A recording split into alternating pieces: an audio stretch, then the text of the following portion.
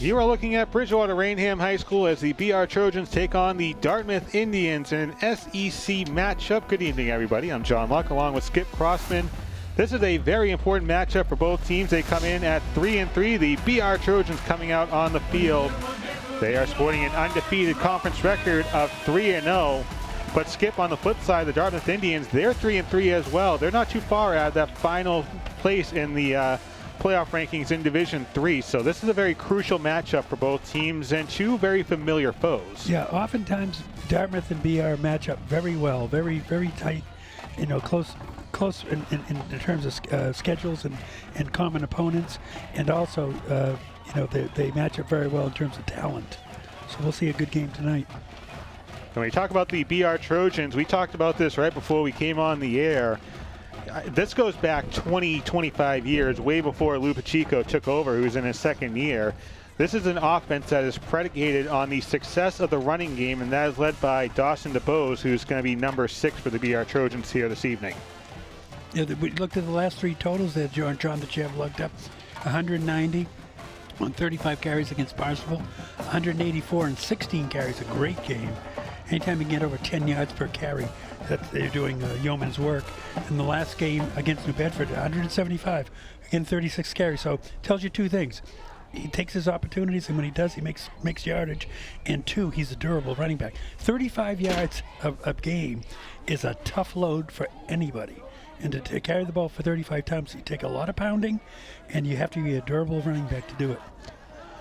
Also, when you talk about a running game, you have to talk about the success of the offensive line. I know that I've read quotes from different running backs in the past that have given so much credit to the offensive line, providing those different holes in the middle of the offensive line or giving them the ability to go off tackle. Going back 15 or 20 years, as John has said, BR establishes a running game, and they do it very well. And the key to the offense, and anybody's offense, is the offensive line. And the offensive line is well schooled in the techniques of being an offensive lineman. Kudos to BR. Tonight's contest find the visiting These two teams, as we mentioned, have seen a lot of each other going back to the OCL days. The BR Trojans on a 5-game winning streak against Dartmouth dating back to 2016. And there's been pretty one-sided matchups over the past couple of years or so between these two teams. 48-24 in the spring matchup back in 2021, obviously making up for the 2020 schedule. A 10-7 close victory in 2021 out of the fall slate. Back in 2019, it was a 41-6 victory. But right now, we're going to step aside here momentarily. Ladies and gentlemen, we now ask that everyone rise. As the BR band will play our national anthem here at the regional.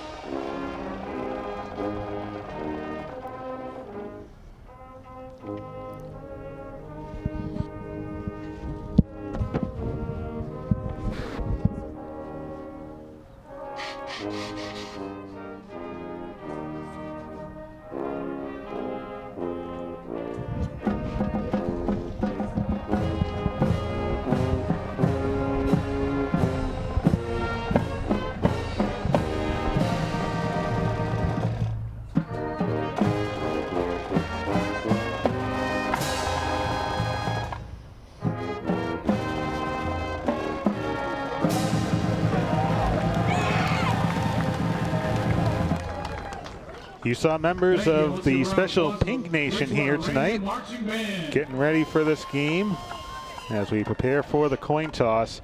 And this is a unique matchup just based on when we're playing this. This is being played on a Thursday night at 6 p.m., just 5 days after the BR Trojans took on New Bedford. So I'd imagine for Lou Pacheco, there may have been a bit of a change as far as maybe how practice is approached over the past few days. Yeah, especially since you might have had some guys that were nicked up in the New Bedford game, and they don't get that 7 days of rest to recuperate.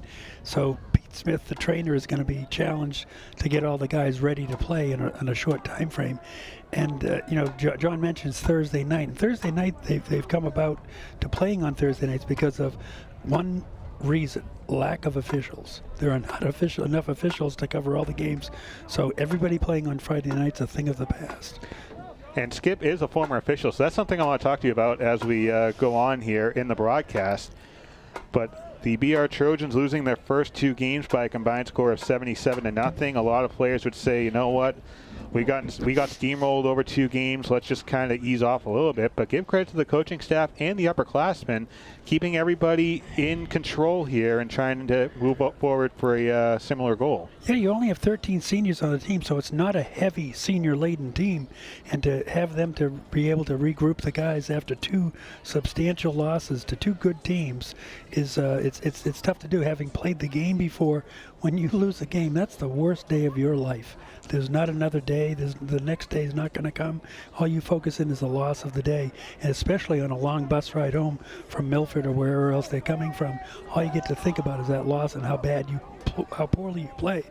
So it's good to see that they've been able to rebound. So you got to give credit to the 13 seniors on the team that have done that. Yeah, 13 seniors, as Skip mentioned, 32 juniors, 28 sophomores, and 1 freshman on this roster.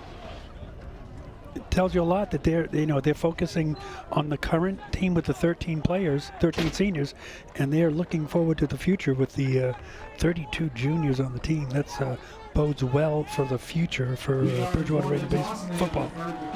So BR wins the toss. They will defer to the second half. As we are approaching kickoff of this SEC matchup. Again, these 2 teams joining the new conference a few years ago. And it's a good conference to be in, too, because it's, teams that have played before, teams that are familiar with one another, coaching staffs and other that are all familiar with one another. So it's a good matchup to have.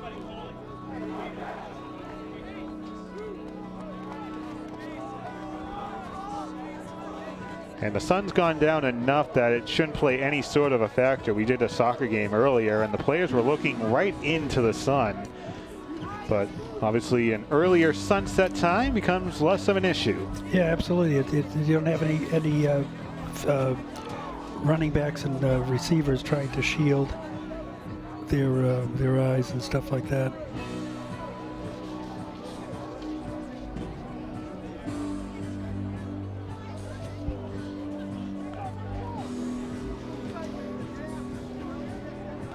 One of the aforementioned 32 juniors, Mason Berry, going to kick it off. And watching Mason practice before the game, he was averaging about 45 yards a kick.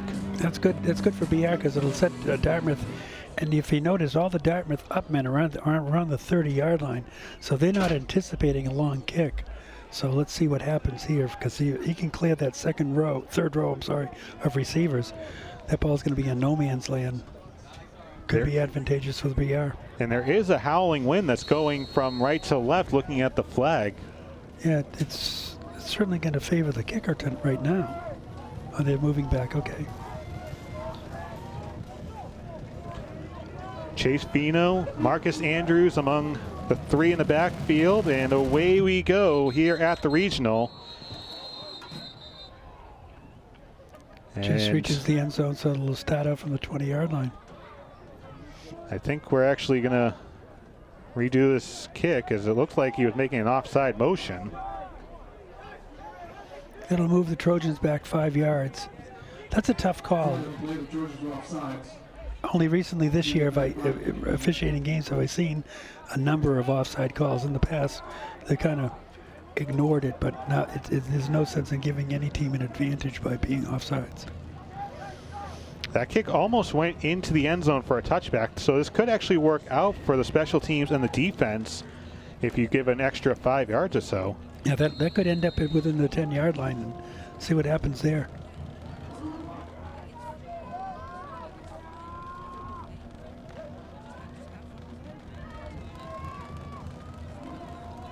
A light turnout here for the BR crowd early on.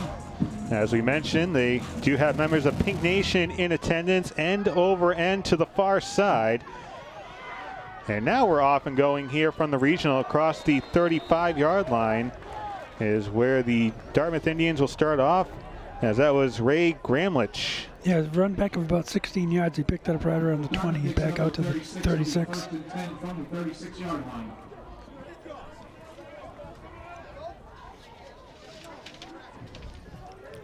Looks like it'll be number 6, Nico Morris, getting the start here for Dartmouth. Number 3, Jalen Adams lined up on the near side. A bunch backfield. Hand off to the up man for a small gain of about 2 yards. Yeah, he was met right at the line of scrimmage and he bounced off for the number 21. Is that who it is? Ray Gramlich with the carry for the about 2-yard pickup. Going to bring up a 2nd and 8. Ray Gramlich, 2nd and 8.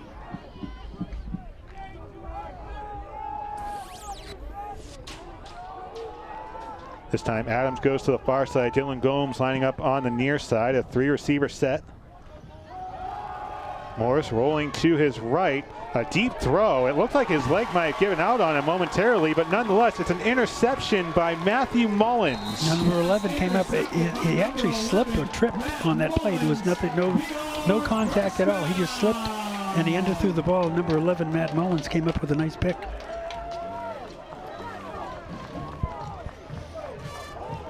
Luckily, it looks like Morris able to get out the field very easily, so it looks like he just slipped, yeah. Really. That's all it looks like. It didn't look like his knee caved in or anything. He ran off pretty easily without any assistance, and it just looked like he slipped, like he turned to pivot, and somehow he slipped. Matthew Mullins moving to Bridgewater from Carver. His first year here with the Trojans, and just 49 seconds in, the BR offense already in pretty good shape. The pitch goes to Nassar Arguello. Positive run, good for about 4 yards on the run. Pitch number 3, Nassar Arguello.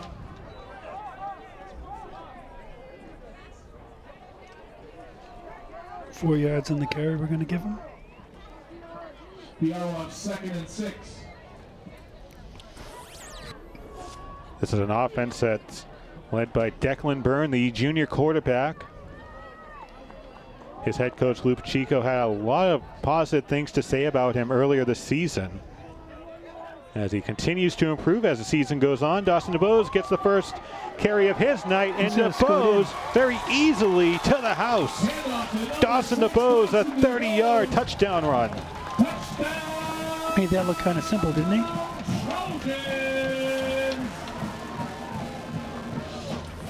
I mean, he just kicked it out to the outside, and he had nobody covering him, nobody on defense at all. He just outran him to the end zone. The 6th touchdown over the last 3+ games for Dawson DeBose.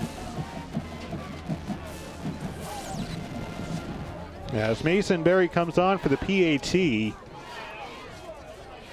And a very costly interception early on, and a BR 7-0 lead. And they capitalize on that turnover, and credit to number 11, Matt Mullins, for picking that off and setting the Trojans up in a good field position. We talked about the power of all the juniors. Dawson DeBose, another junior. And as you mentioned, Skip, a lot of action for Dawson DeBose over the past few games. 30+ carries on a couple of occasions. 35 against Barnstable and 36 just 5 days ago in New Bedford. Helping his average out there with a 30-yard run.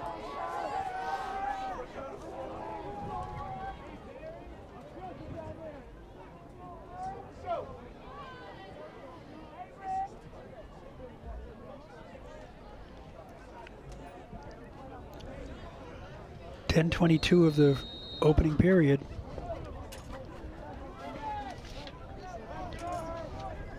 So again, it's going to be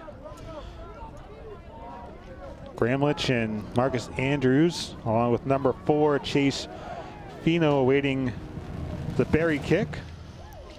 And again, end over end to the far side. This is Gremlich to the far side and gets right back to around where the first drive started, up to the 35. It looks a little bit further. Looks like almost the 39. He picked it up right on the same spot. You're right around the 20-yard line. He had a little bit better run back on that one. Looks like he's putting it right at the 35. I'm sorry. Yeah, right. Almost exactly. He started 36 last time.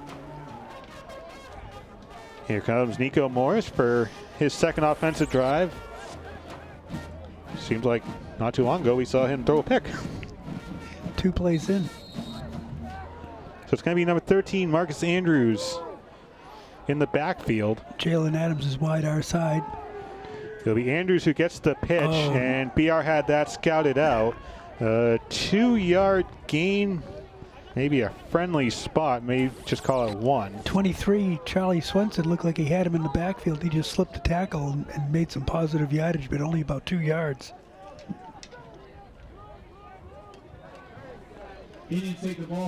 So it brings up a 2nd and 8.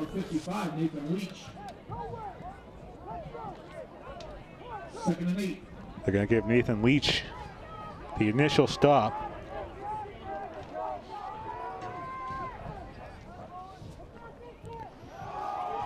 Ball comes loose. Obviously, Trojans say they have it. They're signaling it. And they do. Anytime they give a timeout signal, there's a change of possession. 35 comes away with it. 35, number Amin Abbasi. He's holding the ball in his hands when he came off the field. First and 10 from the 37-yard line. Folks, don't forget concession stands open. It's getting a little bit chilly. So the second turnover in 4 plays for Dartmouth. All the good stuff over at the concession stand. PR is operating in good territory. They're within the 40-yard line the second time out. Mullins on the far side. Arguello on the near side. And Byrne throws this one for the end zone, but that's going to go nowhere. Brings up a 2nd and 10. Yeah, number 11, Matt Mullins, didn't have enough jets to get to that one. That was really extended to the back line, to the end zone. Wasn't that far off, though. Was not a bad pass at all. It almost looked like Mullins was surprised that it was going that far into the end zone.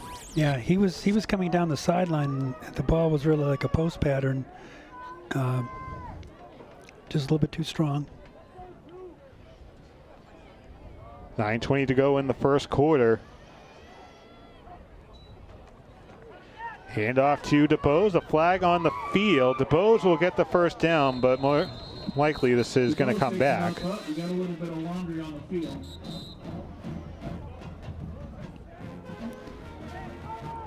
Looks like it's a BR penalty. The flag is thrown to the offensive side of this line of scrimmage.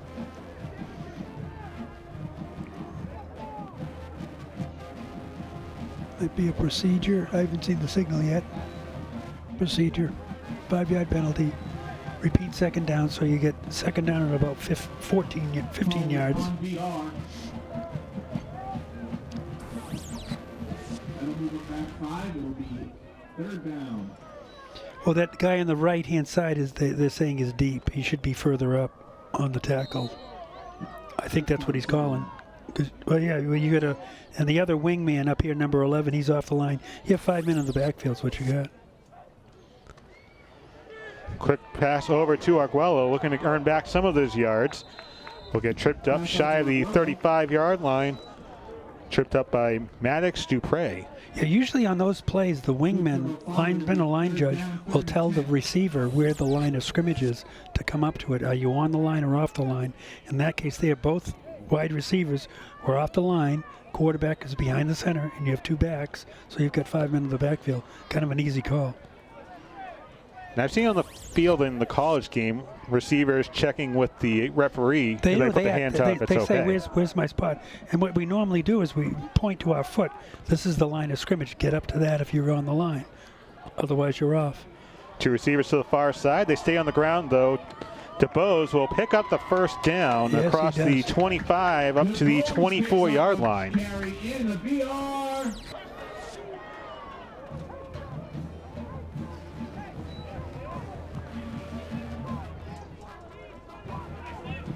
Trojans first and 10 from the 29-yard line.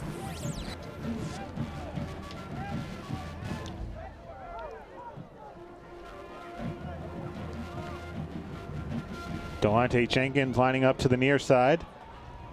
First down carry. They give it again to DeBose to the near side. He cuts outside. Oh, tripped up inside the 10-yard line. Dawson DeBose picks up about 15. Trojans first and goal from the 10-yard line. I thought if he kicked it out there, he would have had the end zone, but he just got tripped up there right around the 10-yard line. Let's get the Dartmouth Indians back on their heels, thinking about what's going on here, because we're down 2 scores, and I'm sorry, 1 score. We're looking at them knocking at the door for a second score. You get a timeout called by Dartmouth with 7:30 to go here in the first half. And you see Lou Pacheco telling his team, it looks like that sense to just continue to stay focused. Yeah. You know, you don't have to resort to any passes right now. Right now, the ground game is giving you all that you need. You started out from the 39 or so. You had a 5-yard penalty to make it a 2nd and 15, and you more than erased that in 1 play alone. Or 2 plays, I'm sorry.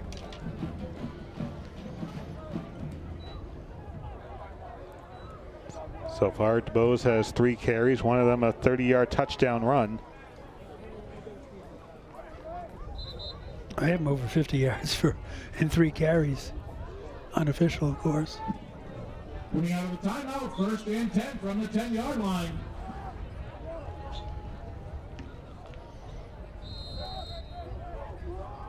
Mullen's going to go to the far side. DeBose straight through the middle will get pulled down. It looks like Eli Johnson was one of the big contributors on the stop to bring up a second down, a very short game, maybe a yard, if that. Quick offense, hurry up offense here. They don't even go to a huddle. And again, they stay with number 6 across the 5 to about the 3. Yeah, he's inside the 5-yard line right now, so it'd be 3rd and goal.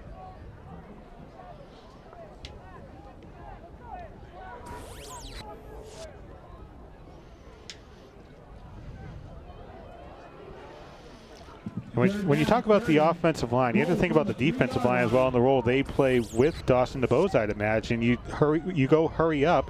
You can't allow them to change out, and you have, again, number 6 just bowling his way into you. Yeah, you get in the Federation rules, you got to allow the defense to make the change, make a substitution.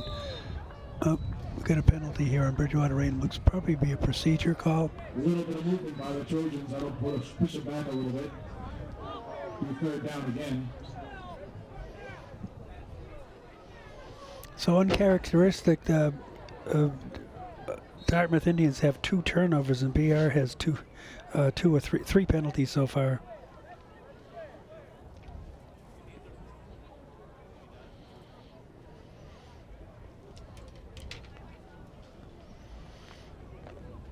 Time winding down to 6:10 to go in this first quarter. BR looking to get on the scoreboard again. Going to capitalize off another Dartmouth turnover. The pitch goes to DeBose to the far side. There is another flag on the field, and the ball came loose for a moment, but he was already down. But this may come back once again. The flag is on our side of the field, so it would tend to tell me that it's an offensive penalty, and on that kind of a play with a wing going out, might be a holding call. Let's see what we got.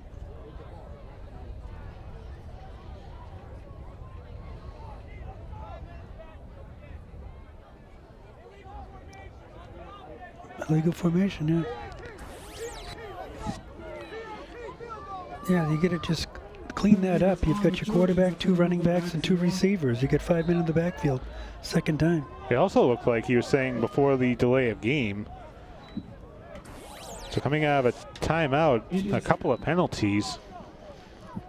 Brings up a 4th and goal, and Mason Berry on looking to get some points out of this possession. And a straight line kick is good. Knuckleball kind of kick, but it was effective. It just cleared the bar by 2 or 3 yards, but it was enough to be enough to get you 3 points. Obviously a positive that the points are on the scoreboard now, a 10-0 game, 5:33 to go, but obviously Lou Pacheco going to look at those 3 penalties in the red zone when already talking about some good field position to start from. Yeah, I mean, Dartmouth has really helped BR out. When you can start on this side of the 50-yard line on any kind of a series, and the BR have it twice in a row, it's a distinct advantage for BR. What a different formation they got. 1 guy deep and 2 guys up.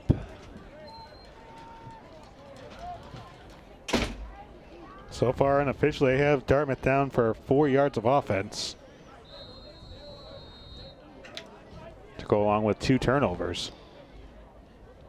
Yeah, not a lot to hang your hat on there when you're looking at those kind of numbers. This is a Dartmouth team that held Durfee to a 17-0 shutout, but also got their doors blown off 50-7 by Brockton a couple weeks ago.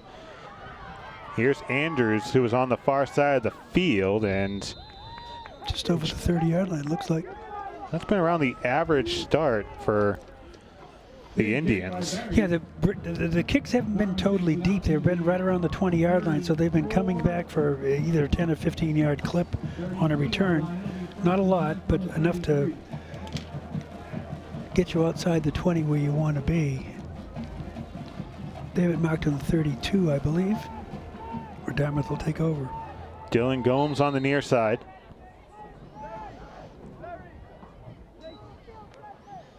Handoff up the middle, and a pickup of about 4 yards or so for Gramlich. Yeah, he was right into the secondary.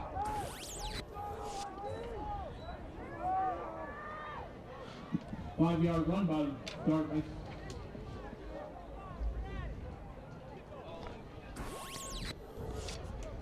So Gramlich's 3rd carry of the night as we go inside of 5 minutes to go. Handoff to the motion man, or actually it's a fake rather. It doesn't matter. The BR defense had that scouted out. 57, 23, and 35 all in on the play. Trojans in the backfield quickly. That'd be Beckett, Swenson. That'll be a 3rd down. It'll be 3rd and about 6. Oh, 35 and 57 right in on that initial play. So 35 being Abasi and 57 Miles Beckett. 3rd down. The first 3rd down for the Dartmouth offense. Oh, he was offsides. 23 jumped the gun on that play. Looks like Charlie Swenson might have been offsides. That penalty's going to be on the Trojans. Yep. That'll move them up 5. So I have VR down for 5 penalties and 20 yards of penalties. Clock winding with 4:13 to go. 3rd down, 3rd and 2, 3rd down. And we'll have 3rd down coming up after a stoppage and a timeout. Who took it? I couldn't tell. I didn't see a signal for a side. Who took it?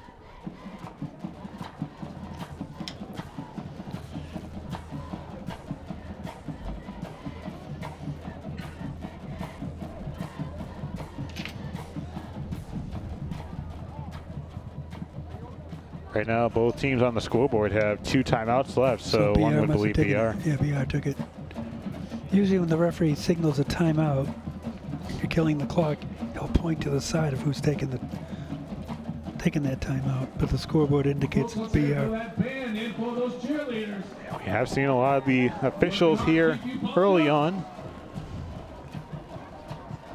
Almost 8 minutes in.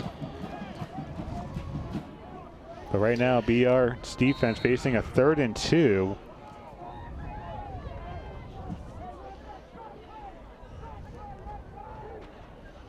Dartmouth 3rd and 2. 3rd down. Gramlich will be in the backfield. And again, they have Morris playing out of the shotgun. Oh, met at the line of scrimmage. He's not going to get the first down. He's going to lose the yard. Gramlich ripped down by Miles Beckett. So it brings up a 4th and 3. Yeah, good penetration by the BR defensive line. 57 is clapping his hands, so it looks like he was in on the play. You know, you got to think, what do you want to do here? You're down by 10 points. You haven't gotten the ball over the 50-yard line, but then you're going to be smart and kick it away. So looks like DJ overall. There's going to be a fake punt rather here. Oh, running out of room and taken down. That's Jalen Adams, but got to give credit where it's due. The BR defense came to play here tonight. Number 45, Logan Danoon. Who else?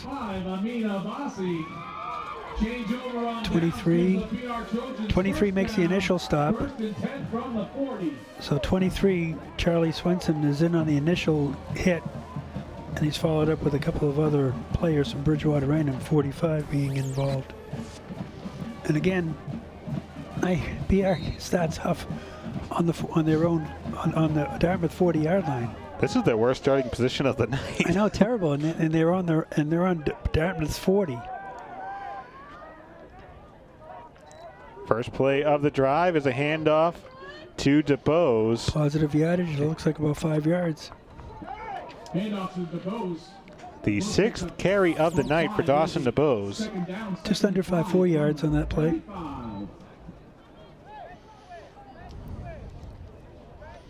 Brings up a 2nd and 5 as we approach 2:50 remaining in the first quarter.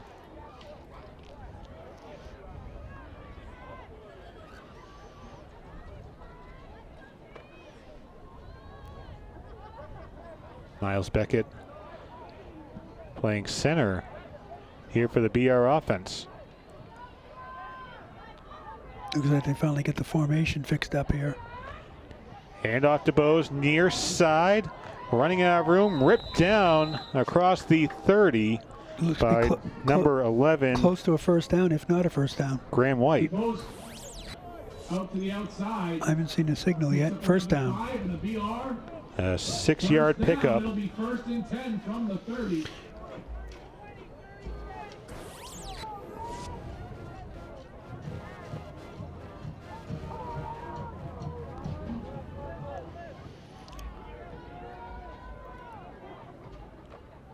On first down, DeBose to the 25 and gets stopped shy of the 20 for almost a 10-yard pickup. Might call him just shy of the first down. Picks up 8. It'll be 2nd and 2. BR going hurry up offense. DeBose will pick up the first down and a few extra to the 16. Flags, it'll be a first down. What do we give him? 6 yards on that? 5 anyway. Moves the chains down. It'll be 1st and 10 from the 16.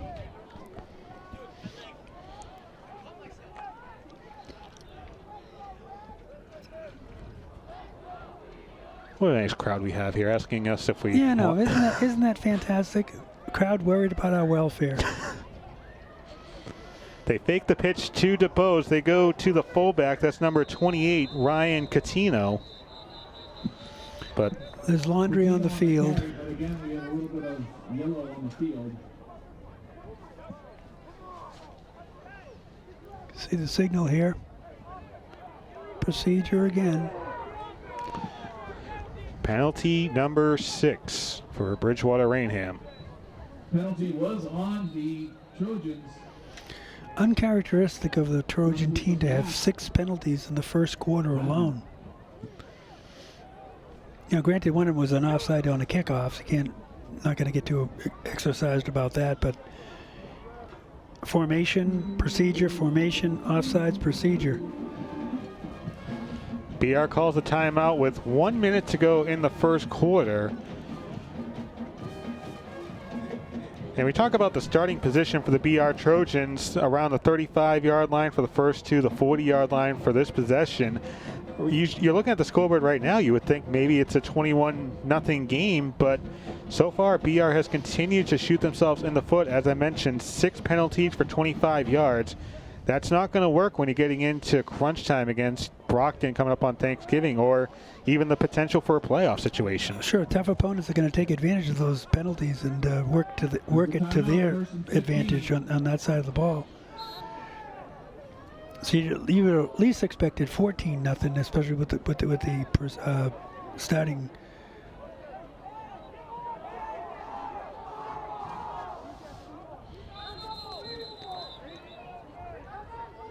And Lou Pacheco is shaking his head. I can see the beard moving. Shaking his head. Well, I think he's got. I think there's some confusion on the formation, and the quarterback Byrne asked the receiver on the right side to come up, and to counteract the formation problems they've had in the first series so far. So.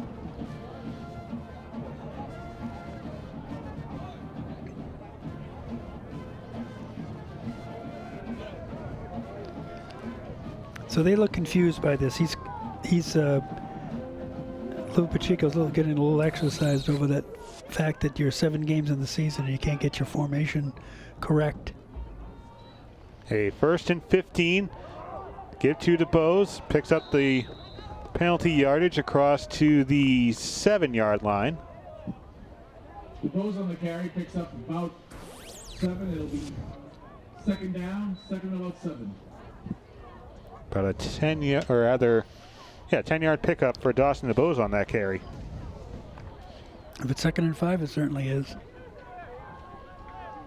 Took a few years starting to pick up the whole football math.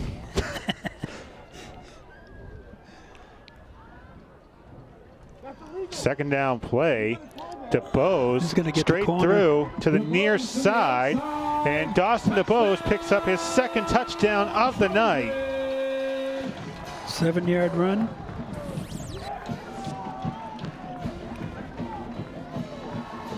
Starts inside, picks up a good block, and then he just outruns his defensive player. Nice block here in the end zone.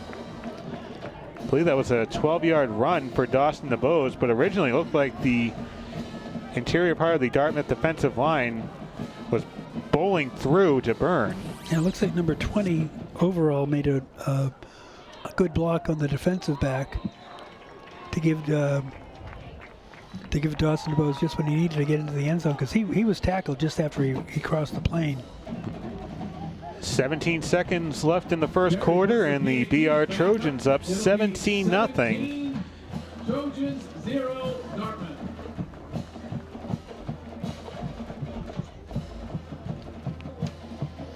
But again, this is a BR team up by 17, but if you talk to Lou Pacheco right now, he doesn't think they're up 17 right now. He thinks that there's some trouble going on. Yeah, he thinks they're 4 points short of where they should be. He thinks they should be at 21-0. And again, the penalties are shooting them in the foot. And not egregious penalties, not personal fouls, not unsportsmanlike, but the 5-yard penalties here and there are causing some concern on the BR side. Dartmouth, to this point, has not committed a penalty. Then again, if they completed a first down. I believe they now have 8 yards of total offense.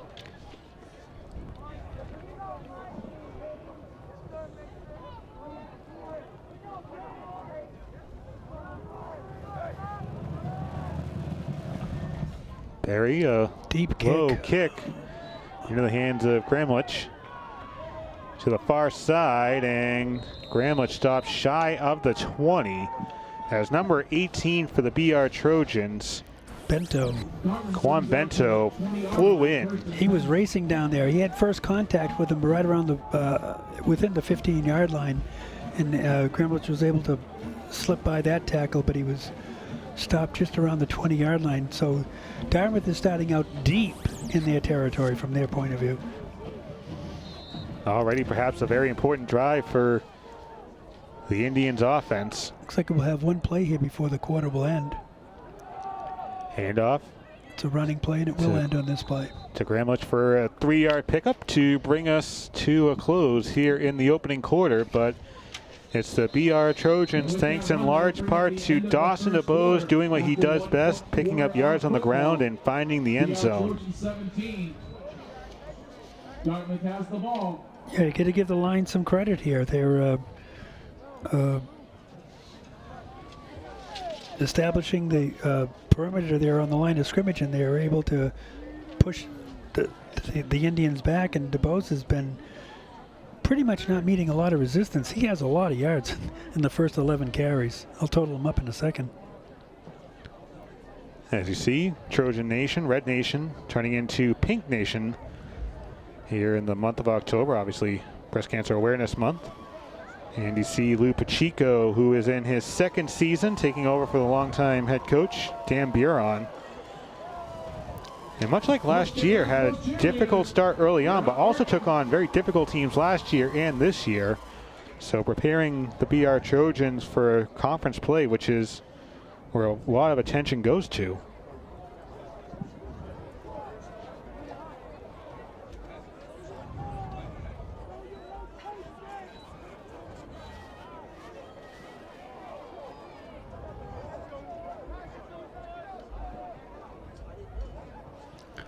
I have Dawson DeBose just under 100 yards in the first half. Second and 7. I'm at 99 unofficial.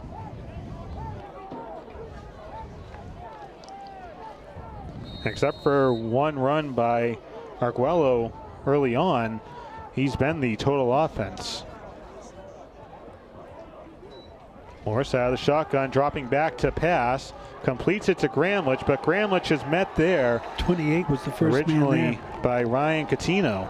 He was right there. Stop by number nice coverage. Ryan Catino. So after all that, a 3-yard pickup brings up a 3rd and 7.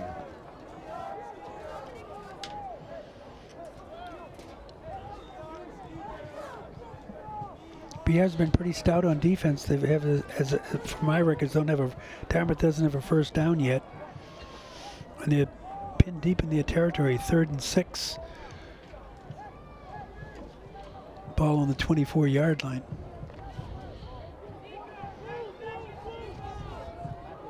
Four receivers wide for the Indians. Graham White and Jalen Adams on the far side. Morris to his right. That is going to be complete. Good enough for, just enough for a first down, I should say. Marcus Andrews for a 7-yard gain. Stop by number 11, Matt Mullins. That was enough for Dartmouth to move the chains. It'll be 1st and 10 for Dartmouth. So the Indians just get enough yardage there to make the first down. Nice contact. Number 11 had a tackle there, but Andrews was able to slip by to get a first down. Ball spotted on the 30-yard line of the Indians. Here comes the pressure as Gremlich going to be met at the line of scrimmage. May have picked up 1 yard on the carry. Yeah, he ran a lot of this east to west kind of. 57 looks like isn't it Miles Beckett. Oh, somebody else is in there. 23 is there. 11, 57.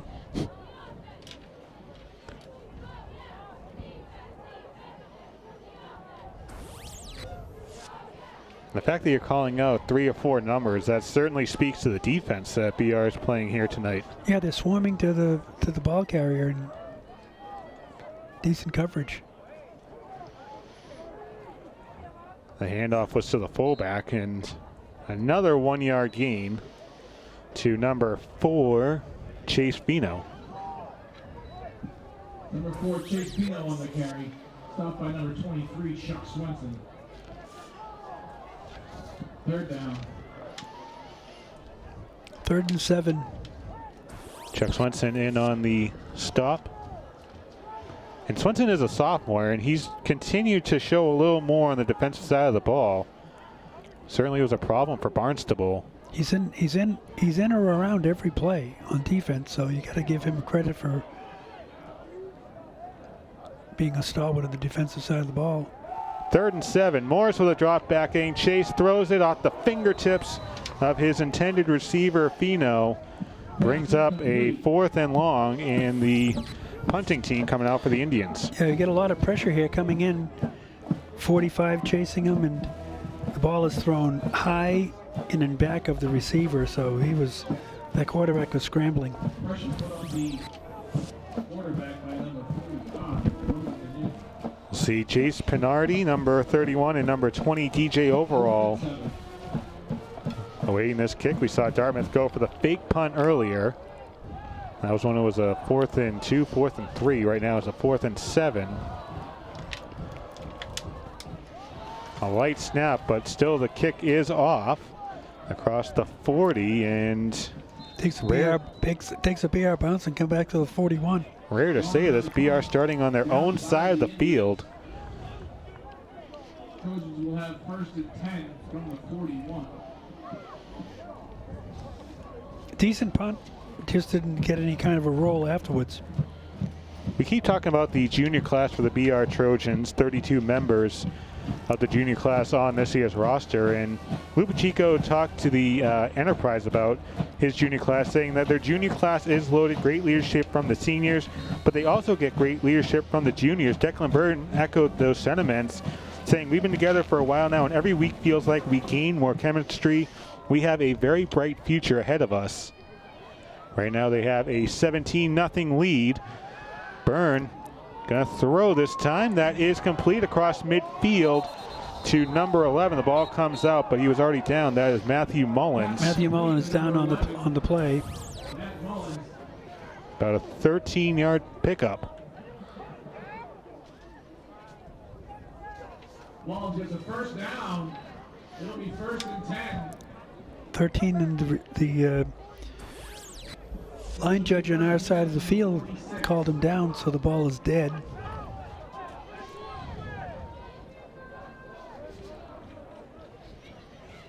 William Porter on the near side. They go with DeBose, and DeBose lost his footing. He just slipped on that one. Number 6, DeBose on the carry. 2nd down. So a very small gain, 2nd and 9. 8:27 left in the first half.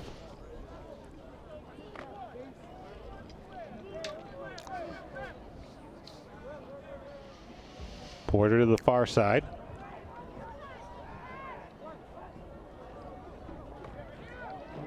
DeBose, he goes to the far side across the 40, and Dawson DeBose will get just enough for the 1st down.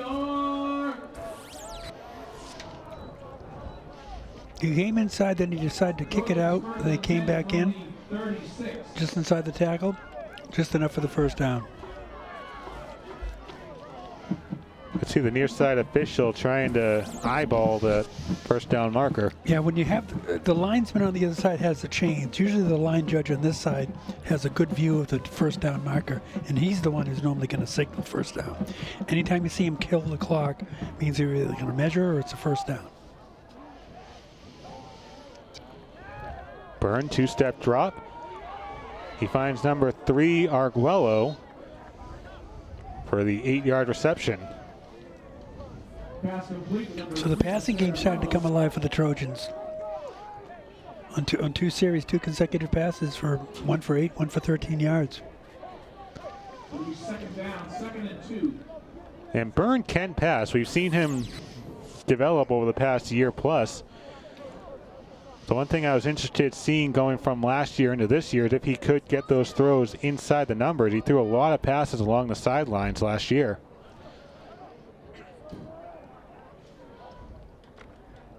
Stay on the ground, and DeBose tripped up shy, or just over the 1st down marker, I should say. He's got a 1st down. A 3-yard pickup. Already the 14th carry of the night for Dawson DeBose. Now he's over 100 yards right now.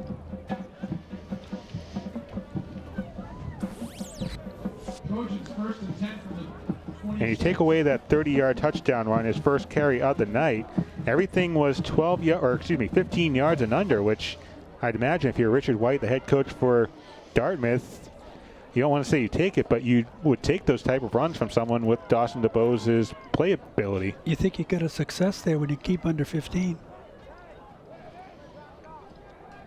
Coming up on 6 minutes to go in the first half. And again, number 6, first down, bouncing off defenders. Dawson DeBose doing what he does best, finding the end zone. A 26-yard carry for Dawson DeBose.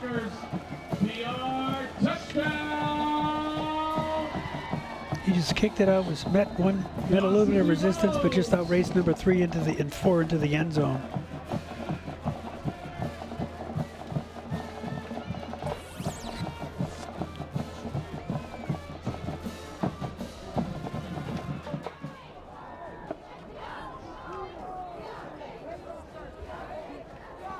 Barry on for the PAT. It's a 24-0 lead with 5:57 to go. PR 24. Dartmouth will get the ball. You think you have to look at, and under the new federation rules and the MIA rules, is when you get that score above 32 points in the third quarter or 40 points in the fourth quarter, you'll start to run the clock, and makes it for an early night for the fans at BR. Not so much for the second and third stringers that want to get in the game, but it's the way they've set it up for the mercy rule, so that you don't have these lopsided scores of 57-0 or something. And BR fell victim to that last year. The first 2 games we did against Duxbury and St. John's Prep, it was 34-0 or something like that at halftime. Mm-hmm.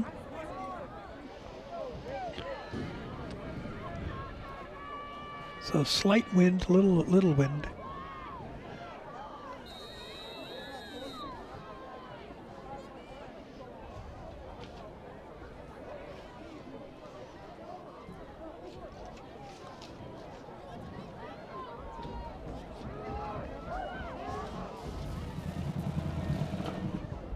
That's a nice kick. Strong kick by Barry.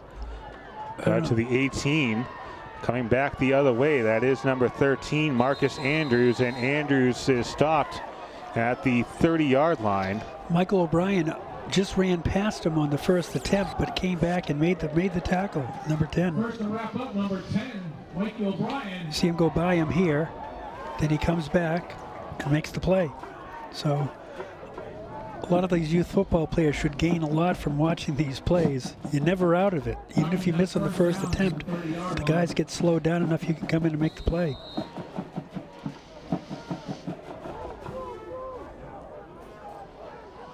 Here comes Nico Morris. Hands off to the running back here, number 13. That's Marcus Andrews, and Andrews will run out of space at the 34-yard line.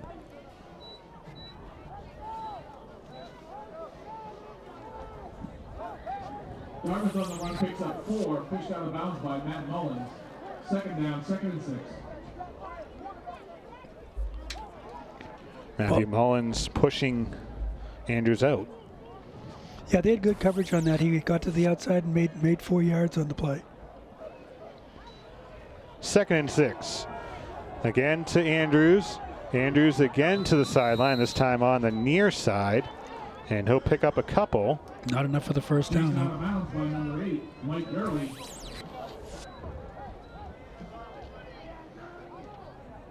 Third down, 3rd and 4.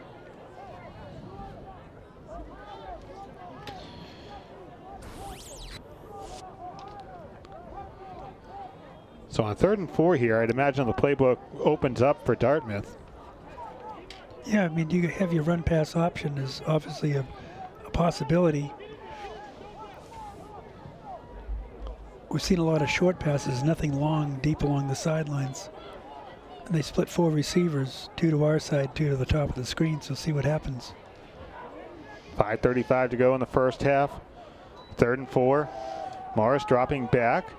The catch is complete. It'll be a first down across the 45-yard line. Is number 11, Graham White, taken down by number 35, Amin Abbasi. Looks like 11 yards.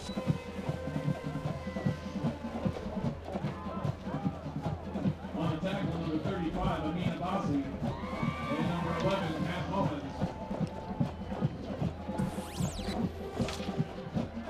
I believe that's the second first down picked up by Dartmouth in the first half. Yep, second in this series, second of the game. QB keeper here by Morris, and he'll get a couple. Still on the Dartmouth side of the field to the 49. Yeah, not a lot of running room. Dartmouth picks up 2. It'll be 2nd and 8. 4:45 and clock is running.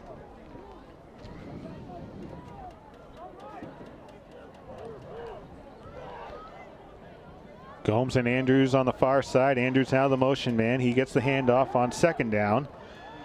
And nice he play. gets met by Michael Gurley, and Gurley takes him down. Gurley was the wing or the defensive back on the far outside. He held his ground. He turned in the play. Not only turned in the play, shed his blocker, and then he made the tackle. So textbook play for the for number 8, Michael Gurley. Did everything right on that play. And with the offense that BR has had tonight, Richard White really playing with fire here. Just inside of 4 minutes to go. Don't forget, BR will get the ball to open the second half. Right now it's a 3rd and 10. Morris throws it and tipped away. Tipped away. Luckily the offensive player tipped away that ball because the defensive player had a beat on it. Jalen Adams goes from playing offense to playing defense just like that. We got a little push there. So number 18 got away with something there. Kawan Bento got a little touch on the back. I guess we're going to categorize that as incidental contact.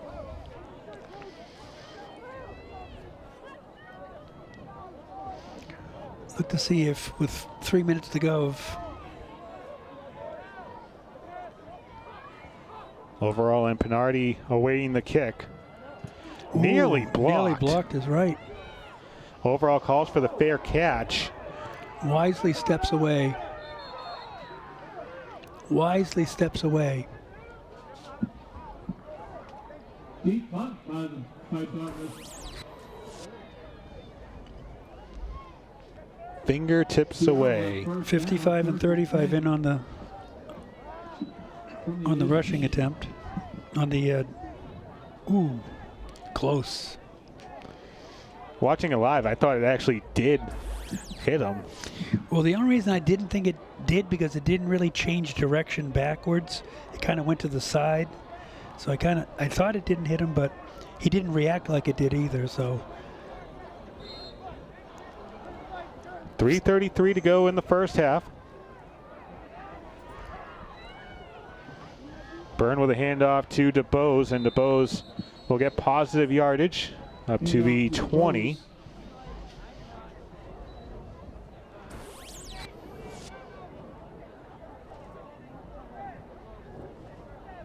Gain of 2. 2nd and 8.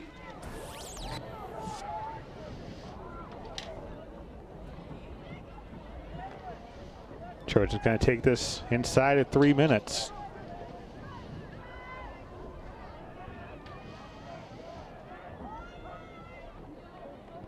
They fake the handoff, pressure coming on, but they will complete the pass to number 28 for the BR Trojans shy of the 30. That is Ryan Catino. First down. Oh, see, we got no. Yeah, first down. That's enough for a BR first down. It's going to be 1st and 10 from the 29. Unofficially, I have Byrne down 3 for 4, 29 yards.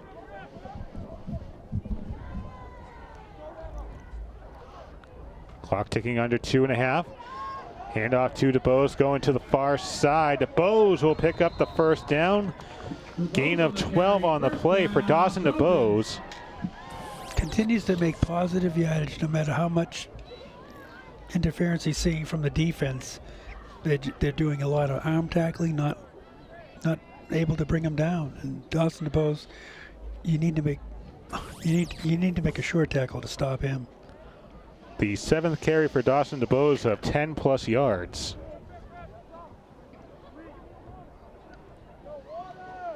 New set of downs. BR up to their own 41. Again, they go with DeBose, and DeBose stopped at the 49. About 7.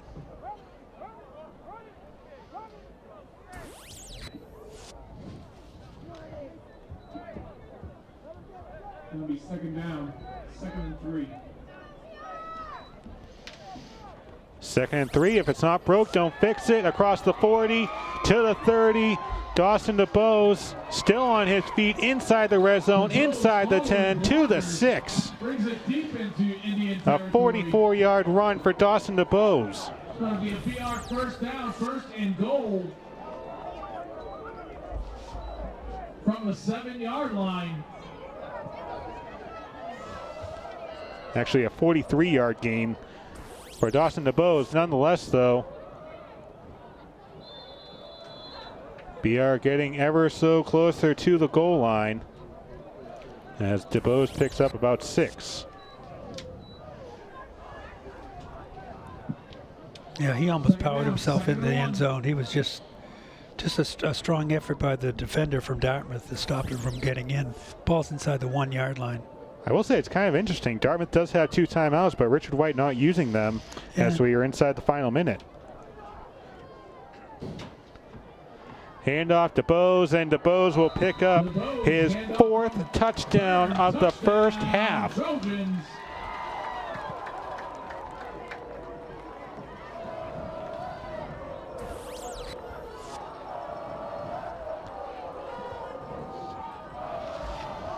The shortest run of the night for him, too. He's only had one other play for less than 3 yards. That was one of them right there.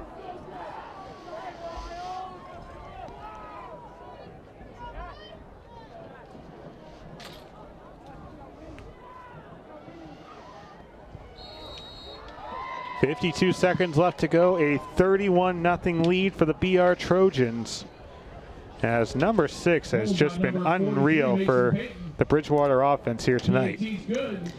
He's shown a lot on those four runs, one of 30, one of 26 yards. But we have him up of 21 carries so far. When you have a back that can run 20 times in a game, you're lucky. When he can go more than 20 yards, he's a gifted athlete. 20 carries in the game is a lot. So now the questions have to start being thought about here.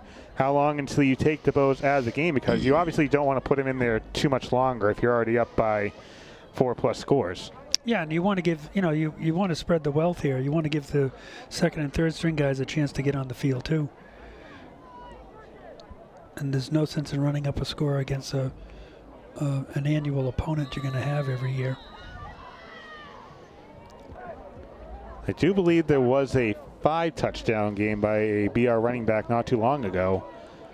Oddly enough, I think it was against the Dartmouth Indians.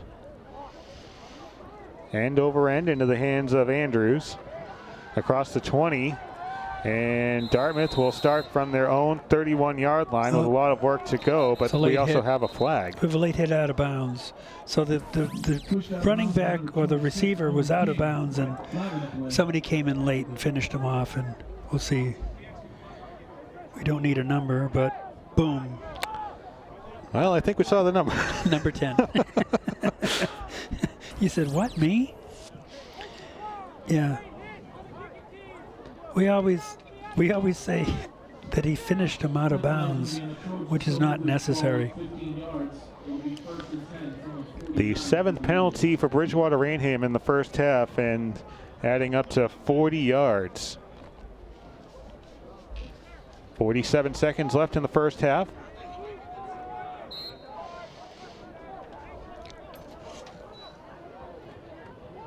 Keeper by Morris, and he gets taken to the turf in no time flat by number 55, Nathan Leach. Yeah, he was hitting the backfield, and there was a more than one BR defender. 35 and 79 were also in on the play. Second down. 55's a nose tackle. Sheds his block. Him and 35 are in on the play.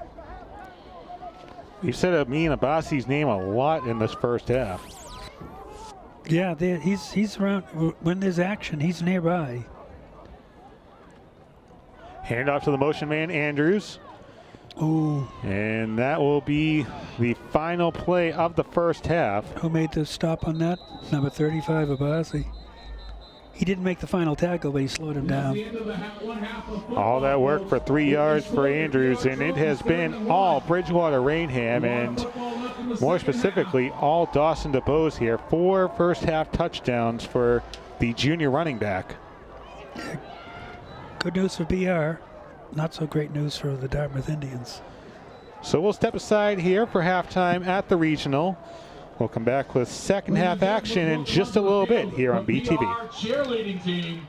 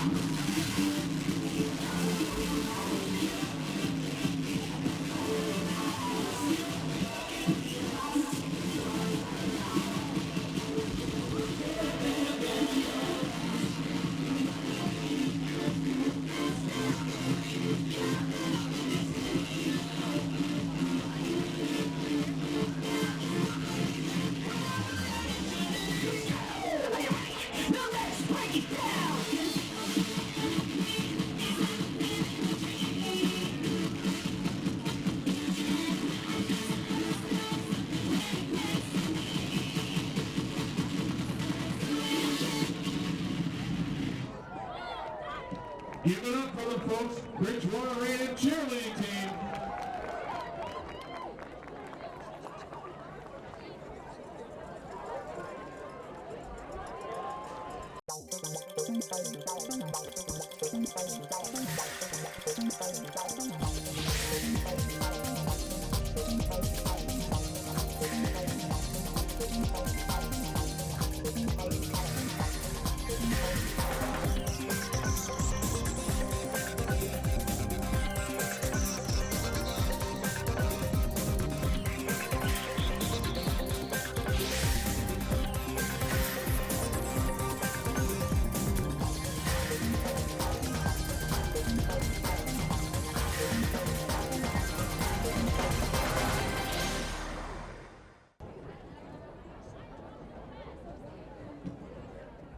I'm looking at the field is yours.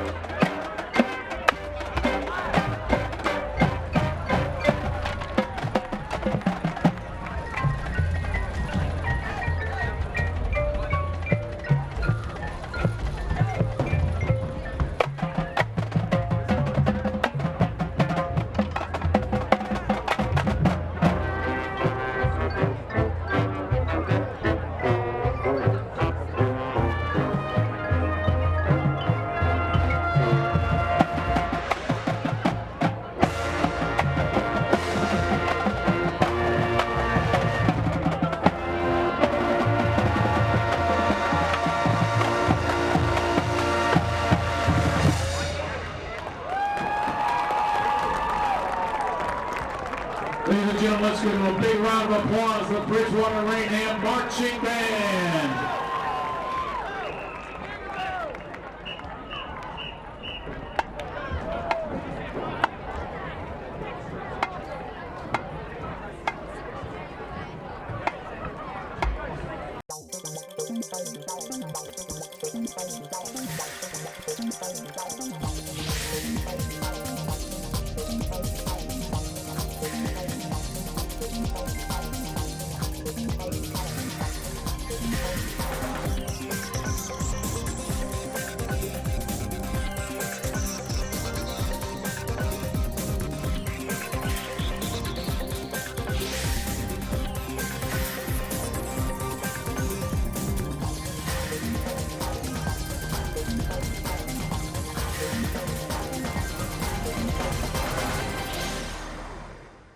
Back here at the regional, it's all Trojans. 31-0, a 4-touchdown performance by Dawson DeBose.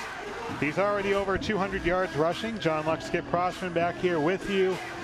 And Skip, there's really nothing else we can talk about other than DeBose and the BR defense putting a stop to anything Dartmouth's trying to do. Anytime Dartmouth makes any kind of headway, there's 2 or 3 BR defenders to shut it down. And you got to give credit to the BR defense. It's not one player. You know, certainly number 23, Chuck Swenson has had some good plays, but 35, 57, there's a bunch of guys that are involved in every play. And so it tells you a lot when the team can have a swarming defense and more than one guy involved in the play.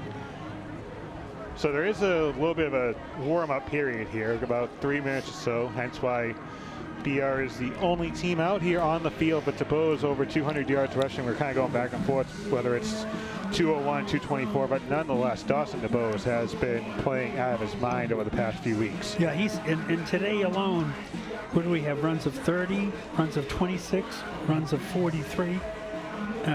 You know, he's just a solid runner. Doesn't go down with first contact. Makes a lot of second effort. It's what we used to grow up with a guy like Jim Brown from the Browns, who used to get hit 2 and 3 times before he went down. A lot of players go down on shoestring tackles. You know, they get hit once and boom, they go down. DeBose is bouncing off the first tackler, bouncing off the second, not doing a lot of spin moves, just a lot of power running. And he kicks it to the outside, and when you think you got an hemmed in, he's racing you along the sideline to a score or near a touchdown. Now, with all the positives, there is one negative to note, and that is the penalties for the BR Trojans. They have 7 penalties, a number of them on offense, simple procedure calls. There was a personal foul penalty as well for a late hit, but adding up to 40 yards. And in a 31-0 game, you kind of look, I'd imagine, for things you can point out for if you're a coaching staff. And I'd imagine that's going to be one thing Lou Pacheco's going to really point out throughout the next week or so. Well, yeah, and at halftime, he probably emphasized, hey, guys, we're shooting ourselves in the foot. You know, from a standpoint, we're up right now, 31-0. We could easily be up 30, 38 or 39 points on a Dartmouth team that's really not had a good offensive effort so far. So, you know, take away those 7 penalties, you know, you have a lot of things to work on, and I'm sure they talked about it at halftime. Easy corrections for the formations. There's 4 plays along right there where they had 5 guys in the backfield. So those are easy things to correct. That's just communication. One guy going up, one guy going back. And at this point in time, 7 games in the season, you know, you don't want to have that going forward. You want to be able to cut down on the number of penalties for just procedure and for formation. So again, we only have one team on the field at the moment. They are the other team down 31-0, but there has been a big story for the BR Trojans football program. That is coming up on the day before Thanksgiving when they take on the Brocken Boxers at Fenway Park. And when we first heard the news at BTV, we were kind of surprised and looking forward to what's going to be coming up on the day before Thanksgiving, because it is going to be a unique atmosphere at Fenway Park. and a newly formed rivalry when you think about some of the grander rivalries that take place on Thanksgiving Day. Yeah, considering Brockton for years used to play Waltham for a Thanksgiving rivalry, and BR for years had either Silver Lake. They worked over at Taunton for a few years and they played with them, and then until they picked up this annual Thanksgiving rivalry with Brockton, it seems that they seem to have settled in on a good rivalry. Two teams not too far apart. A lot of the players know one another from having played youth sports and AAU programs. So it's a natural linkage to have Brockton and BR at Thanksgiving. The Thanksgiving game at Fenway, how many times have you stepped on Fenway grass? Almost like the Super Bowl as well. What now, 12, 13 years ago? Yeah. You think about the special moment, and sometimes it can go just like that. So it's going to be really fun the day before Thanksgiving. Obviously, still a lot of work to do here for the BR Trojans tonight. It's about securing that large lead they have right now. We're looking at the field right now, and I'm looking at Brett Kowalker taking snaps. So not exactly sure if we're going to see much more of Declan Byrne, the starting quarterback, here this evening. And that's not a bad decision there at all, to try to get your second string players in the game, especially now when it's meaningful versus at the end when there's a minute or two to go.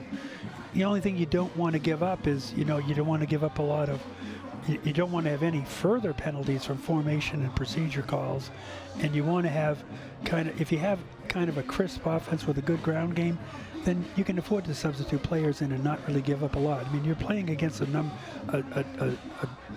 first string offense in Dartmouth. So again, you want to make sure that you do it gradually and make sure to keep it in check. As we take a look at some of the first half highlights, you're going to see a lot of that. Dawson DeBose and Skip, you're talking about some of those leading blocks by the other receivers and the offensive line as well. Yeah, the wide receivers have just been spot on with making contact and just causing enough interference to allow DeBose to get to the outside, because he's fast. So once he gets that extra step, then it's a foot race to the sideline or to the end zone. So the band playing on Wisconsin. It was more on DeBose so far tonight. Dawson DeBose, his touchdown scores from 30 yards out, from 12 yards out, from 26 yards out, and just your simple everyday run-of-the-mill 1-yard touchdown run straight up the middle. That was after he ripped off a 43-yard run in the final couple of minutes. Yeah, he's had some significant runs. Here he is on a run, and we're looking at replay, and number 9 touches him. Finally, number 11 hits him in the end zone. Trojans will receive for the And we are getting close to that running clock that you alluded to in the first half. Right now it's 31-0. Yep. The magic 32 and 40 are the two numbers we're looking at to try to allow the clock to run. And it'll run for through the rest of the game. The only thing it will stop, I think it stops for an injury. But other than that, it'll run continuously. The kick on the way from Louis Freitas. This is Overall taking it from his own 3-yard line. Overall to the 22. Good run, 19 yards on the return. So we'll see Declan Byrne coming back out for another offensive series. It looks like Dawson DeBose's night is complete. 22-yard line. It'll be 1st and 10 for the Trojans. Looks like the offensive line and the receiving core are staying intact. And Wise, there's no sense on a night where he has over 200 yards to run the risk of any late hits or injury. First play of the second half, going to be a handoff to the tailback here. Breaking through, that's number 28, Ryan Catino. Picks up about 9 yards on the play. Nice run for Catino. Well, it was great second effort on Catino's part. Gets hit by number 4, kind of stopped, breaks loose.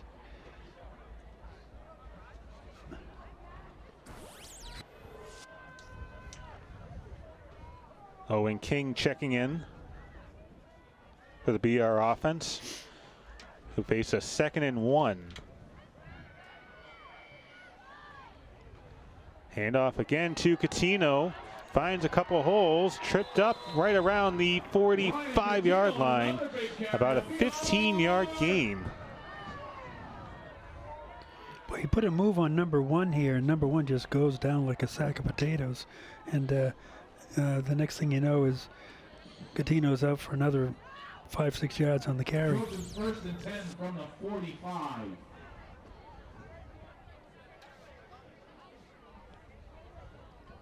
Declan Byrne 3 of 4 passing for 29 yards.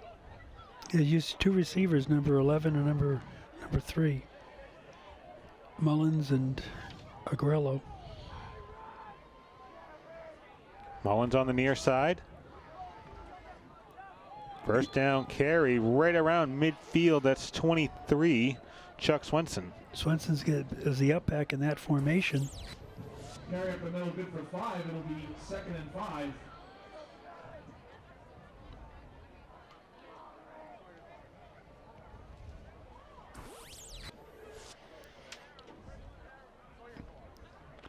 Ball spotted right around the 50-yard line. Just shy.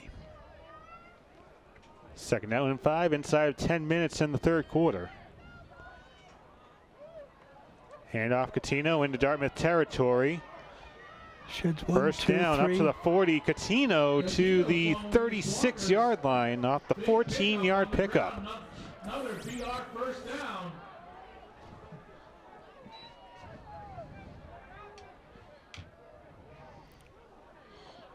Going to credit him for 13 yards on the run. Just shy. Good run, good second effort. He was stopped twice inside the 10-yard line, inside the 5-yard.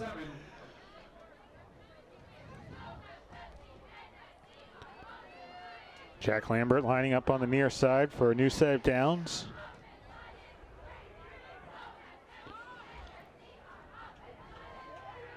Right into a whole mess of players. It's going to be a decent pickup here. About a 4-yard gain for number 34. That's Matthew Nicholas.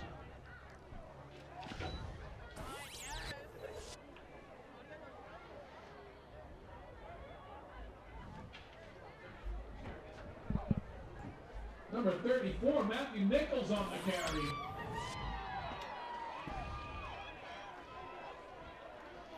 Of course, the added bonus for some of these 2nd and 3rd string players being able to play in front of their friends and family. Kind of cool to hear the extra cheer when their name gets mentioned on the loudspeaker. Now a 2nd and 6. Nichols and Swenson in the backfield. Swenson's got it. Handoff straight up the middle. Swenson will pick up the first down to the 21. Chuck Swenson up the middle. About 13-yard carry. First down.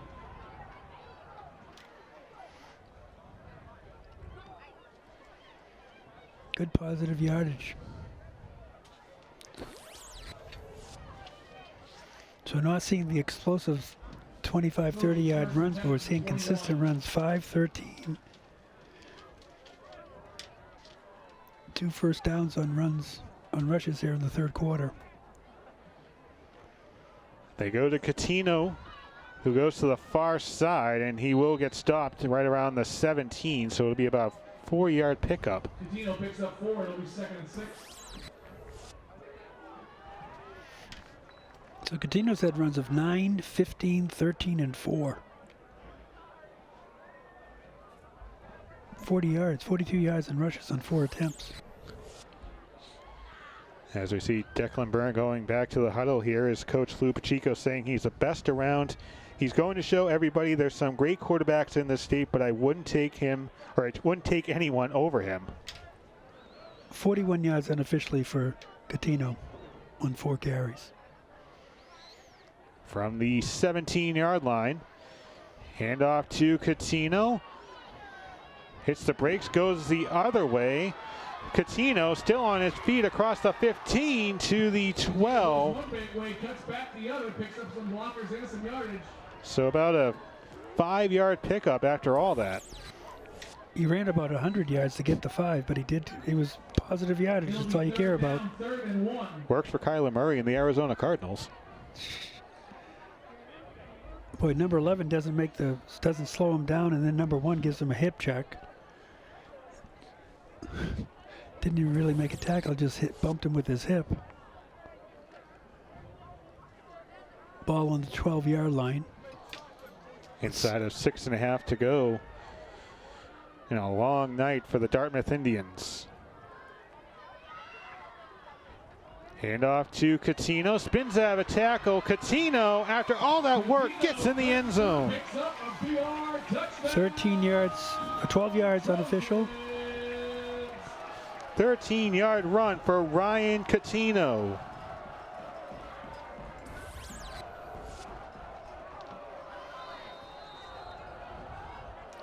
See, he made contact there with number 9, spun off.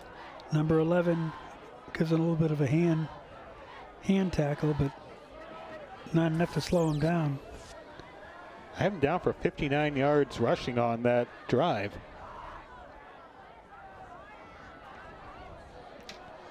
They fake the point after, and Dartmouth gets a stop with 6:06 to go in this third quarter. Yeah, I think you're right, John. 59 yards.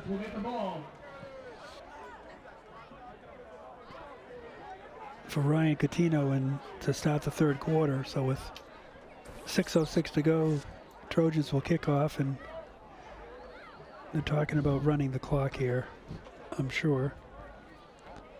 Well, Lou Pacheco and the Trojans have had the clock winding down on them all the time, so it's kind of nice to be on the other side of the coin, Yeah, I'd imagine. have it to your advantage, not theirs.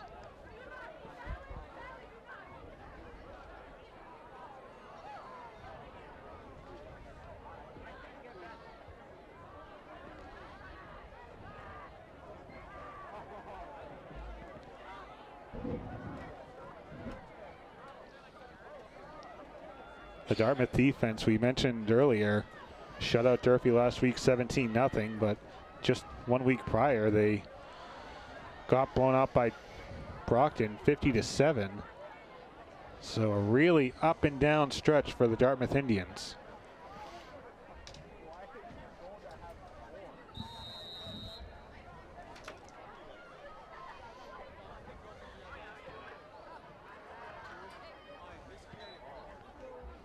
Mason Berry's kick end over end to the 15-yard, or rather 10-yard line. Andrews makes a beeline for the sideline across the 30 to the 32. Number 13, Marcus Andrews will start out on the 32-yard line. Up to the 32-yard line, it'll be 1st and 10. And we see Nico Morris coming out again. And Morris has had a difficult night. The first throw of his night was an interception that turned into a touchdown drive.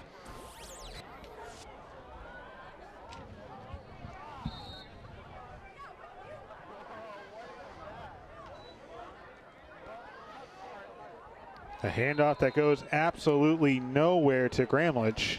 57, Miles Beckett in on the stop. Host of other tacklers. Defensive stop first to the ball, number 57, Miles Beckett.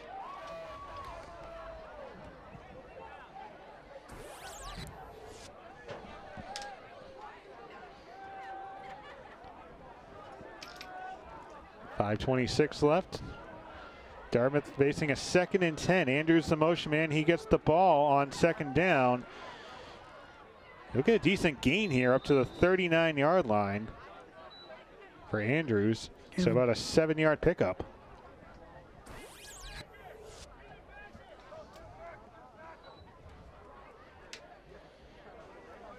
This is game 2 of a BR Dartmouth doubleheader here today. We do have the girls soccer game that you can watch on BTV and btvaccess.com. That was a 3-1 victory for the, or excuse me, 3-2 victory for BR as we have Player a down. player slow to get up.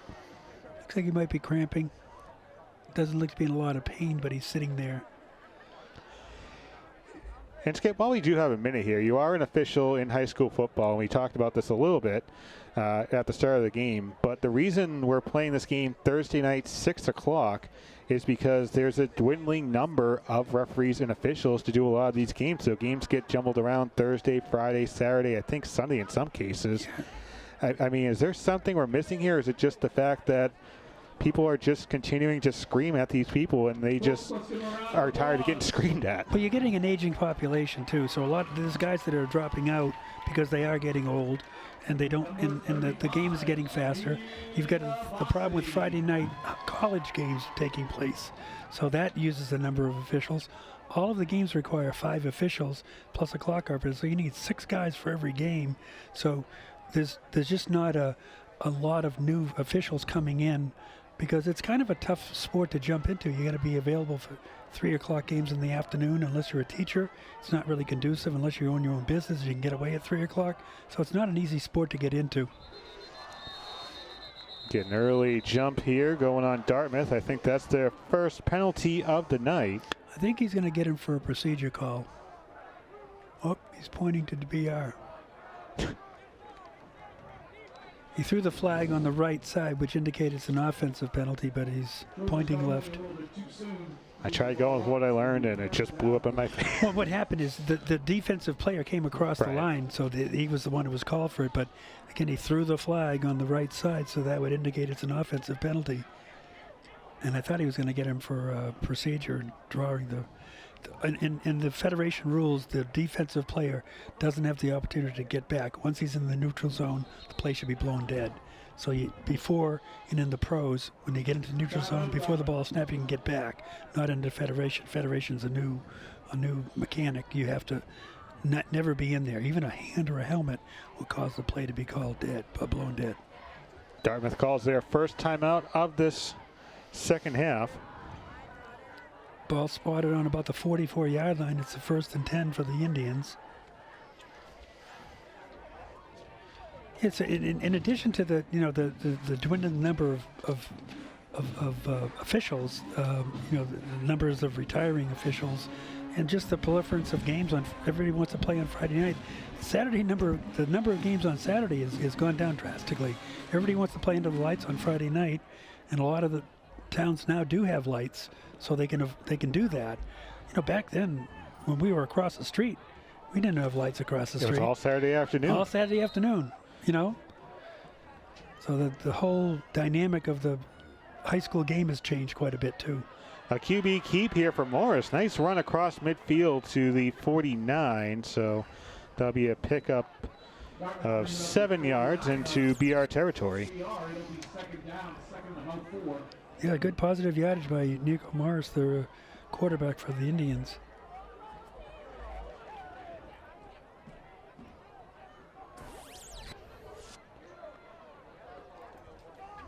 So it'll be a 2nd and 3 as we hit the 3:30 mark in the third quarter. Back to pass, some pressure. Morris, a deep drop back, and that's going to blow up in his face.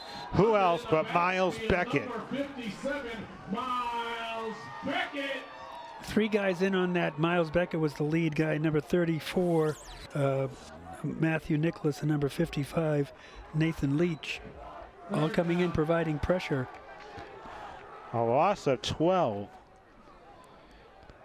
Brings up a 3rd and 15. And if you coach Richard White, that's not the kind of running attack you want to have. Minus 11 or 12 yards on the play. Gomes and Fino going on the far side. Handoff goes to Gramlich.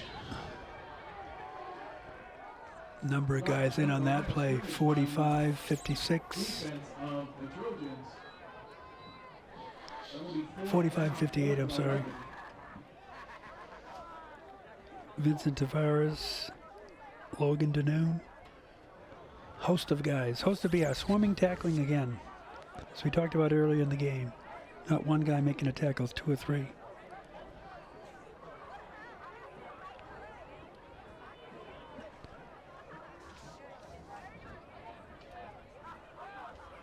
4th and 11. I doubt if they're going to try to. It's a bad snap. Gets it away. Nearly blocked again. It takes a Dartmouth bounce and roll inside the 30 to the 29. Again, good field position for the Trojans to start out on their own 39-yard line. 29, I'm sorry. Again, back to what you were talking about the Saturday afternoon, there's still schools that do that and are very successful. I think of Zavarian as one of those schools that have a very successful program. Obviously, they're one of the top teams in the state, but Brockton, they played Pinkerton Academy this past Saturday, and that was a large crowd as well. If you have a long way to travel, that makes sense to have because travel on Friday night's terrible. Saturday is a better day to travel. Saturday gives the parents and people that are watching the game a chance to tailgate, chance to have a leisurely time versus a Friday night helter-skelter run to get to the football field with all kinds of traffic. So Brett Kowalker coming on for his first snaps of the night. And the new quarterback will hand off to a new running back here. That is going to be number 44, Colin Fitzsimmons. Sophomore running back. 3-yard pickup for Fitzsimmons. Number 44, Fitzsimmons on the carry. Good for 3. It'll be 2nd and 7. And here we're going to see the BR kind of milk the clock and not ever be in a hurry-up offense right now. You're going to look to the sideline, get the play, take your time, let the clock wind down, look for the back judge to wave his 10-second hand like he's doing right now, so you've got 10 seconds to get the play off before they're going to throw a delay of game penalty. This time a handoff to number 25. That is Caleb Tripp. And Tripp will be stopped shy of the first down marker. So about a 7-yard pickup for Tripp. Looks like they're moving the chains. No? Nope, 4th down, sorry. First down. First down. Tripp picks up enough for a first down for BR. The 8th player on the score sheet. I have it down for a BR rush. Yeah, they're spreading the wealth here quite a bit now. Tripp, Fitzsimmons, Nicholas, Swenson, Catino, Arguello, and DeBose. So take that back 7. And the final seconds will tick away after BR gets another touchdown thanks to a Ryan Catino 13-yard run to make it a 37-0 game. Excellent night so far. You get another quarter of football to go, and you're seeing the substitutes that are coming in, the second string guys, whatever you want to call, are all making positive yardage. You're seeing very few loss of yardage plays for Bridgewater Raynham. I don't have one tonight. So it's all positive yardage, which is where you want to be. Meanwhile, you look at the other side of the docket. Obviously, Dartmouth is a good football team. It's just the fact those 2 early turnovers really hurt them.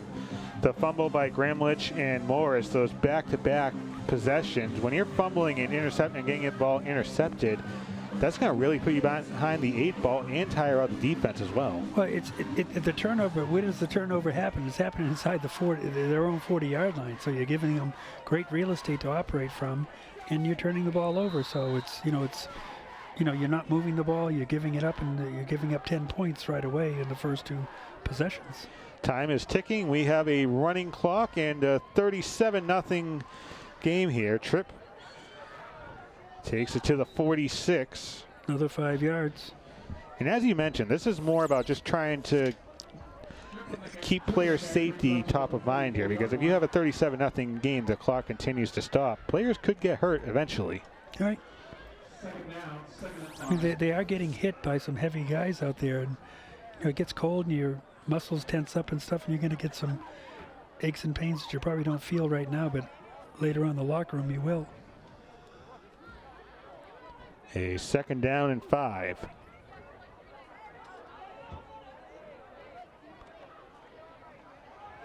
Here's a handoff now to number 31.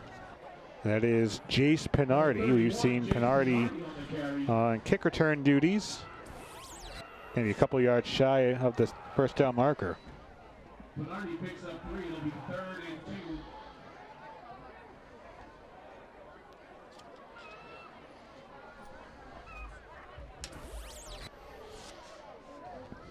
So 3rd and about 2, 10:34.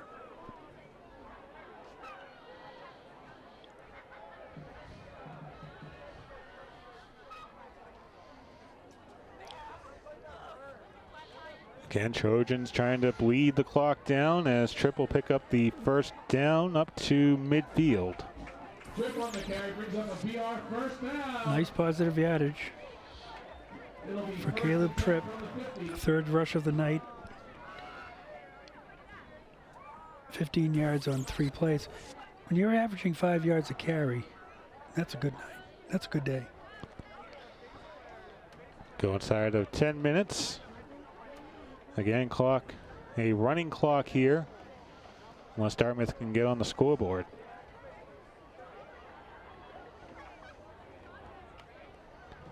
Give this to Pinardi to the far side, picks up 4.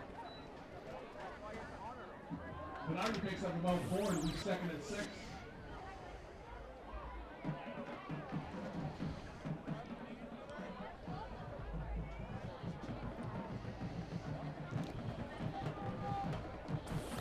So the BR Trojans, barring a epic collapse here, are going to go to 4-0 in conference play.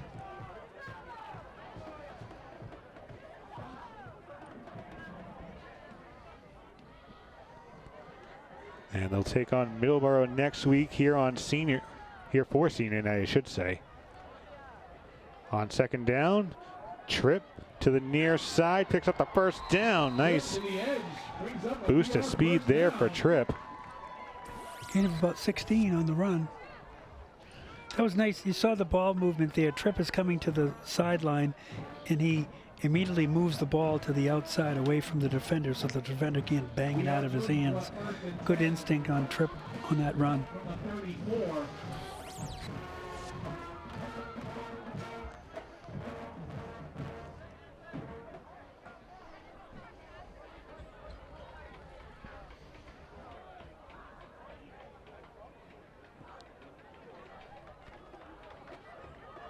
Approaching 8 minutes to go.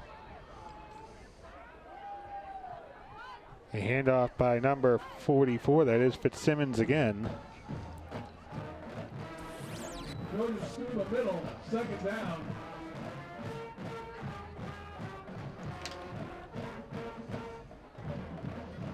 Again, Trojans started the season off 0-2. With a win tonight, they're going to go to 4-1 since then. Good way to recover after those 2 opening losses.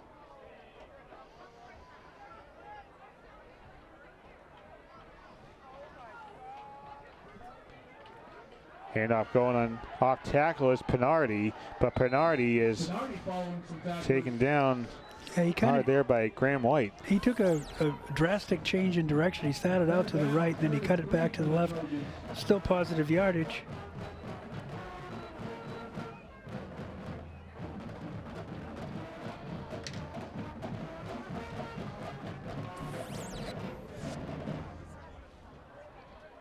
As again, Brett Kowalker under center, Pinardi in the backfield.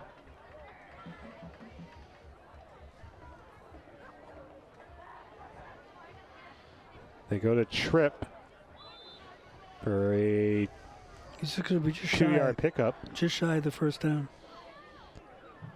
Coming up on 6.5 to go here in the 4th.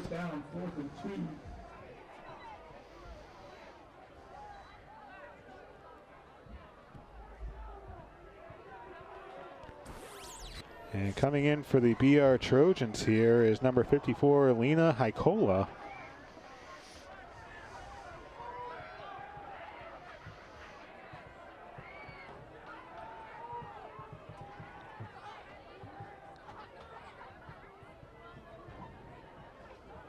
Kowalker coming out of the pocket, getting chased, and he gets taken down on 4th down. But first negative play of the night for BR. He was swarmed. He had a heavy defensive pressure from the Indians. Getting back to Hykola for a second. I believe she's the first girl to play for the BR Trojans, but obviously a lot of news over the past couple of weeks. Brockton had a female football player get into the end zone against these Dartmouth Indians. First female to score touchdown for the Boxers.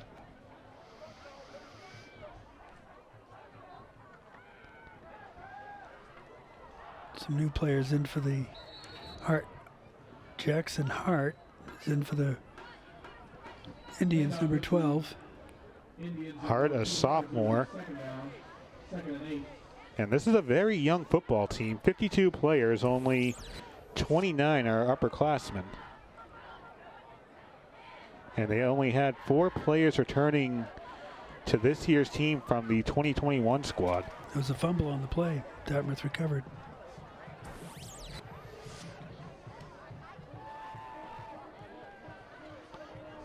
Inside the final 5 minutes, down to 4:40.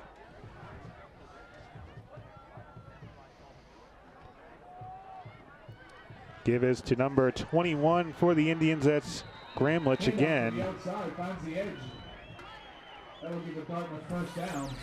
It's around the 46, 47 yard line. We are 47.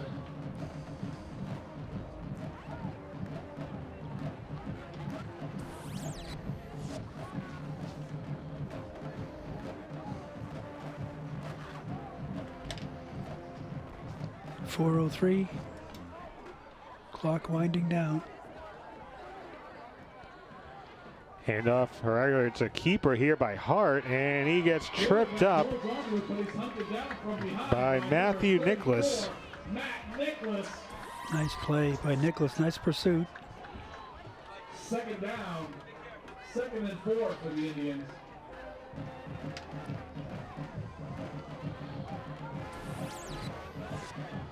Well, we have a chance here. I want to point out our crew members. We have Austin O'Hara, Jack Bierce, both high school students here at BR, helping us out on camera. And we also have Jeff Fowler braving the elements, as he probably complains about all the time. He's also on the camera as well. In the truck we have Mike Moriello, Mark Dean, Mary Evers.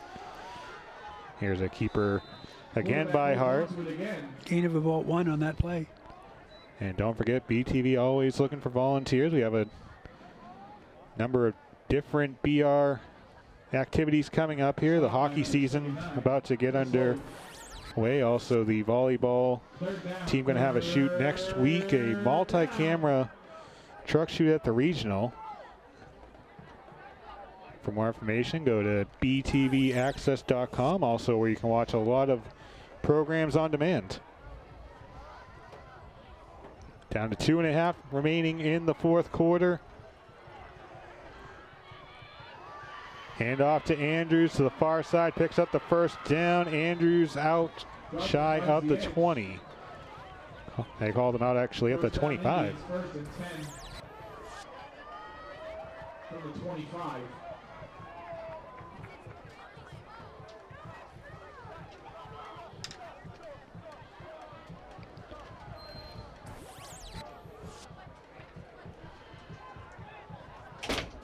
Ball spotted right on the 25-yard line with 1:59 to go.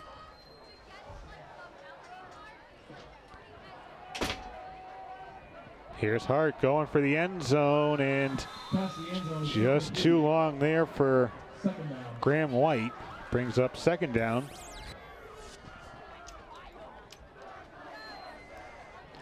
And normally on an incomplete pass, you'd have the clock on your side here, but not with the running clock and the mercy rule conditions. And 1:31 and running. Inside the final 90 seconds here on a night where it was over early thanks to the play of Dawson DeBose and his 4 touchdowns, over 200 yards rushing, and a defense that came to play for the BR Trojans. Back to pass again. Get pressure. He's bring ball down. He's going to call him down. Otherwise, you're going to have a turnover. Matthew Powers with the sack.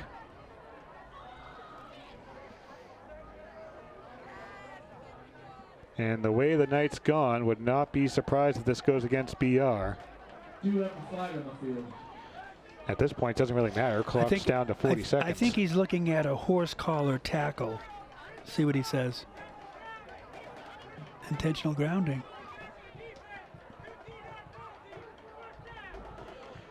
It's a first down. They're inside the red zone here at the 19. Also 23 seconds. Second down.